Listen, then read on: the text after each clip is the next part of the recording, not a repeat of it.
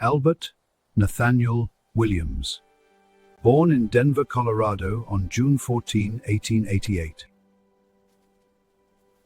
Albert Nathaniel Williams grew up on the ranch of his grandparents, Byron and Mollie Dorsey Sanford. The Sanford Ranch was located on West Belleview Avenue, just west of the Platte River in Littleton.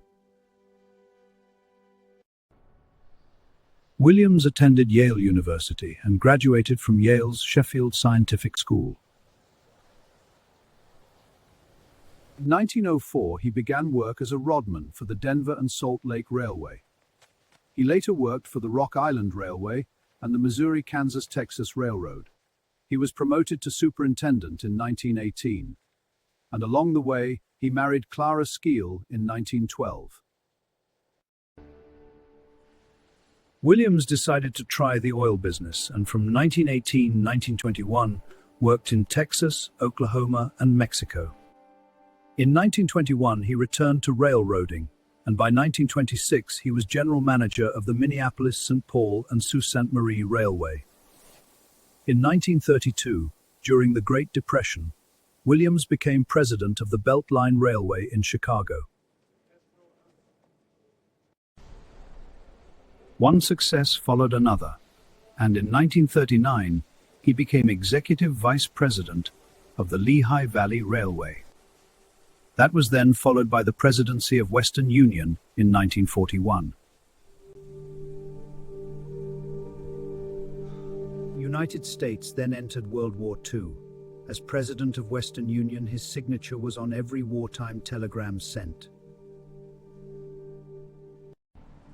Also, as president of Western Union, Williams was entitled to extra gasoline ration coupons, but he never requested more than the usual allowance. The usual allowance being 4 gallons per week, which is all he needed to get to work and home. On one occasion, he showed a corporate executive around Central City. Williams wore rather modest clothes. He pulled over to have a snack. He sat down on a curb and opened a can of peaches with a Bowie knife. His corporate colleague with a hat decided to tease him about the way he looked. He found a policeman and told him to tell that vagrant to move. Is this the vagrant? Yes, officer. That's him. Williams decided to prove his identity by going to the local Western Union office and sending a telegram.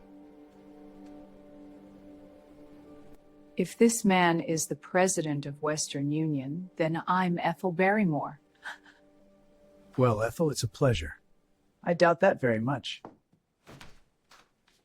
Oh, hi, Bert. What brings you down here? Oh, just some business. How have you been? While with Western Union, he was also elected to the boards of the Manufacturers Trust Company and the American Express Company. During Roosevelt's administration, Williams was offered a post as Secretary of Commerce but turned it down. I'm sorry, Mr. President. I hope you can understand. You see, Frank, I can't take the job because I'm just having too much fun with my trains. In the early 1950s, Williams retired to the Sanford farm in Littleton. The family had spent summers there for several years and enjoyed the lifestyle. There's a train caboose in the backyard as a guest house, a fond remembrance of his railroad years. Williams' daughter, Mollie, would often ride her horse bareback down Littleton's main street all the way from the ranch. Williams' retirement proved short-lived, as he was soon offered a position as the chairman of the board of U.S. National Bank. Williams would soon master the banking world and solve the problems of the bank.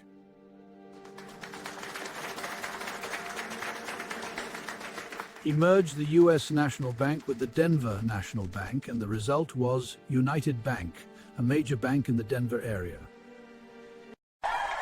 Williams' successes as a businessman were noticed around Littleton, and he was elected mayor in 1957. During his 2-year term, he laid the groundwork for the new city charter. 1959 election, he was defeated by Everett Dawson. Afterwards, he became financial advisor to the University of Denver. We agree. The growth projections look promising.